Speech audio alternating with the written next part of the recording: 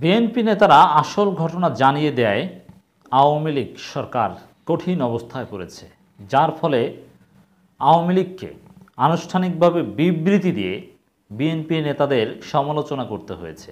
যদিও বিএনপি যেভাবে জাতিকে পার্বত্য অঞ্চল নিয়ে যে নাটক, পার্বত্য অঞ্চল নিয়ে যে ষড়যন্ত্র চলছে, এই বিষয়গুলো সম্পর্কে যে আসল ঘটনা জানিয়ে দিল, তার বিপরীতে কোনো তথ্যভিত্তিক গ্রহণযোগ্য জবাব আওয়ামী লীগ দিতে ব্যর্থ হয়েছে। কিন্তু কমন কিছু মুখস্থ কথা বিএনপি নেতাদের বিরুদ্ধে আওয়ামী লীগ বলেছে। এই মুখস্থ কথা বলা প্রমাণ করে যে বিএনপি সত্য ঘটনা প্রকাশ করে দেয় আওয়ামী লীগ বিব্রত, আওয়ামী লীগ কঠিন অবস্থায়। এজন্য বিএনপি নেতাদের বিরুদ্ধে কোনো জবাব দিতে না পারলেও মুখস্থ কথা বলতে হবে। আমরা বিশ্লেষণটা করছি 9 এপ্রিল 24। বিবৃতি দিয়ে বিএনপি নেতাদের বক্তব্যের নিন্দা জানালেন ওবায়দুল কাদের, একেবারে আনুষ্ঠানিক বিবৃতি দিয়ে। কেন? বিএনপি নেতারা কী করেছে? ওই পার্বত্য চট্টগ্রামের যে ঘটনা, সেটা আসল ঘটনা জানিয়ে দিয়েছে। সরকার বলছে কি? সরকার বলছে খতিয়ে দেখছি যে কেন এই কুকিচিন হঠাৎ এই তাণ্ডব চালাচ্ছে, ব্যাংক ডাকাতি করছে, খতিয়ে দেখছে। সরকার আসল ঘটনা জানাতে পারছে না। এবং সরকার স্বরাষ্ট্রমন্ত্রী ইঙ্গিত দিচ্ছে হয়তো কিছু টাকা পয়সা কামানোর জন্য এরকম করছে। কিন্তু না, বিএনপি আসল ঘটনা জানিয়ে দিয়েছে। বিএনপি যেটা বলেছে এটা আন্তর্জাতিক ষড়যন্ত্র, এটা ভারতের ষড়যন্ত্র। আমাদের বাংলাদেশের অবিচ্ছেদ্য অংশ, যেটা এক বিন্দু পরিমাণও আমরা ছাড় দিতে চাই না, আমাদের সেই বাংলাদেশের একটা অংশকে, আমাদের রক্তার্জিত স্বাধীন বাংলাদেশের একটা অংশকে ভারতের সহায়তা এবং চীনের সহায়তায় একটা গোষ্ঠী, বিচ্ছিন্নতাবাদী গোষ্ঠী স্বাধীন করতে চায়। এবং এই প্রশ্নে সরকার নতজানু নীতি অবলম্বন করছে। এটা হচ্ছে আসল ঘটনা। এটা জিওপলিটিক্যাল খেলা। ভারতের অস্ত্র, ভারতের সন্ত্রাসীরা এসে ব্যাংক লুট করছে। বিএনপি এই ঘটনা জানিয়ে দিয়েছে। কিন্তু সরকার কিছুটা স্বীকার করছে যে পার্শ্ববর্তী দেশের সন্ত্রাসীদের অস্ত্র কেএনএফের হাতে, কিন্তু খোলামেলা বলতেও পারছে না। তো এই পরিস্থিতিতে কি আর করবে?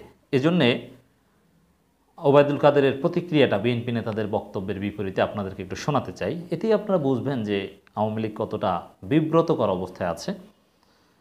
বাংলাদেশ আওয়ামী লীগের সাধারণ সম্পাদক এবং সেতুমন্ত্রী ওবায়দুল কাদের এমপি এক বিবৃতিতে বিএনপি নেতাদের মিথ্যাচার ও দুর্বিসন্ধিমূলক বক্তব্যের নিন্দা ও প্রতিবাদ জানিয়েছেন। কি মিথ্যাচার, কি দুর্বিসন্ধি, কিছু বলতে পারছে না। খাস করে আপনি যদি পরীক্ষায় উত্তর লেখেন, ওবায়দুল কাদের যে মানের উত্তর লিখেছে এই বিবৃতিতে, বিএনপি নেতাদের বক্তব্যের উত্তর তো এটা। এতে আমরা তো শিক্ষকতা করেছি, 0, হি উইল বি গিভেন 0, কোনো নাম্বারই পাবেন না, কারণ কোনো সুনির্দিষ্ট জবাব দিতে পারেননি। বলছেন মিথ্যা ও দুর্বিসন্ধিমূলক। তো কি মিথ্যা, কি দুর্বিসন্ধিমূলক সেটা উল্লেখ নাই। কিছু মুখস্থ কমন মনে হয় বিবৃতিটা ল্যাপটপে লেখা ছিল, তার পিএসের মাধ্যমে লিখিয়ে আর একটু এডিট মিডিট করে পাঠিয়ে দিয়েছে। কতটা হালকা দুর্বল বিবৃতি।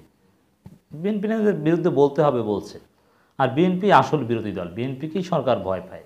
এ কারণে বিএনপি নেতাদের বক্তব্যের বিরোধিতা বিবৃতি দিয়ে করতে হয়। অথচ জাতীয় পার্টিও কিন্তু সরকারের বিরোধিতা করে, তাদের বিরুদ্ধে কিছু বলতে হয় না। বিবৃতিতে ওবায়দুল কাদের বলেন, বাঙালি জাতির পিতা অবিসংবাদিত নেতা, জাতির পিতা বঙ্গবন্ধু শেখ মুজিবুর রহমানের নেতৃত্বে বাংলাদেশ স্বাধীনতা লাভ করে।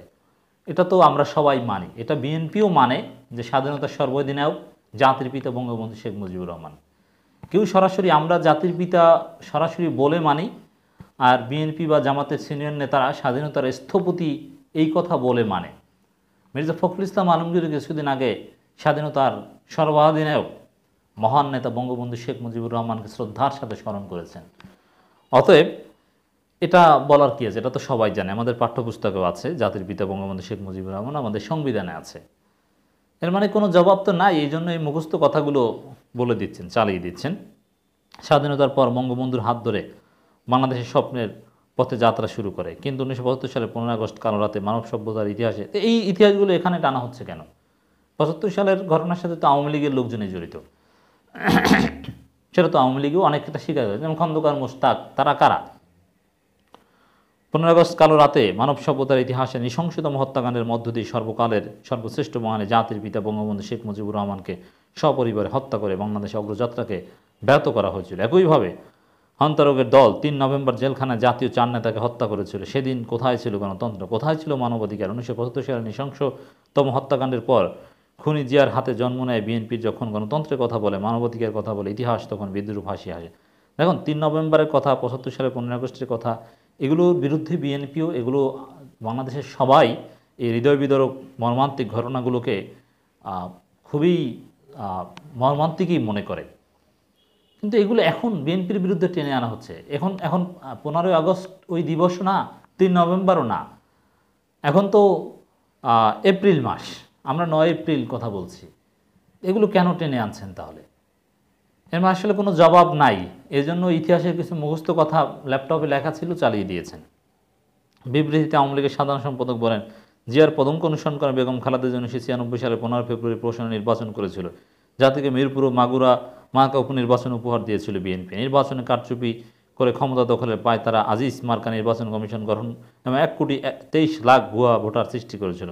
অপারেশন ক্লিন হার্টের নামে তখন বিরোধী দলের নেতাকর্মীদের উপর অত্যাচার নির্যাতনের ভয়াবহ নজির স্থাপন হয়েছিল। 2001 সালে পরবর্তী সময়কালে বিএনপি জামাত জোট শাসনামলে 21,000 আওয়ামী লীগ নেতাকর্মীকে হত্যা করা হয়েছিল। এর কোনো প্রমাণ দিতে পারবেন? 21,000 হত্যা করা হয়েছিল। যাই হোক, ওই বিএনপির 25,000 গ্রেপ্তারের তথ্য দেওয়া হলে তখন সেটা 11,000 হয়ে যায়, আর 21,000 হত্যার তথ্য দেয়, অথচ এর কোনো প্রমাণ দিতে পারেন না। এটা বিশ্বাসযোগ্য কোনো অ্যামাউন্ট নয়। অবশ্য কিছু নির্যাতন হয়েছিল, এটার নিন্দা আমরা জানাই বিএনপির বিরুদ্ধে। স্বৈরাচারে গর্ভে জন্ম নেওয়া বিএনপি সুপরিকল্পিতভাবে মহান মুক্তিযুদ্ধে আদর্শ মূল্যবোধ এবং গণতন্ত্রকে নস্যাৎ করতে অপতৎপরতা চালিয়ে যাচ্ছে।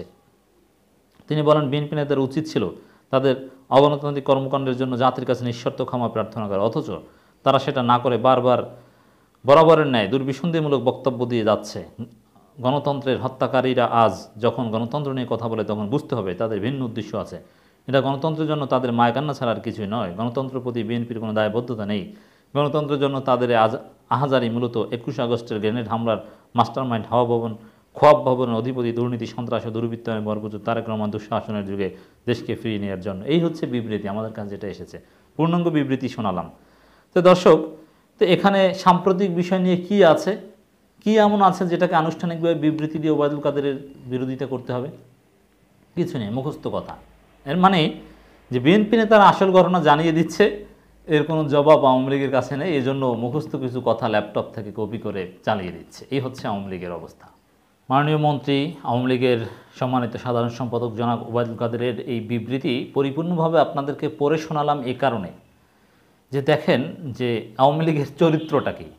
মানে যখন তাদের কাছে কোনো জবাব থাকে না, যখন তারা ব্যর্থ হয়, তখন ইতিহাসের কিছু বিষয় কপি করে সামনে এনে দেওয়া ছাড়া আর কিছু করার থাকে না।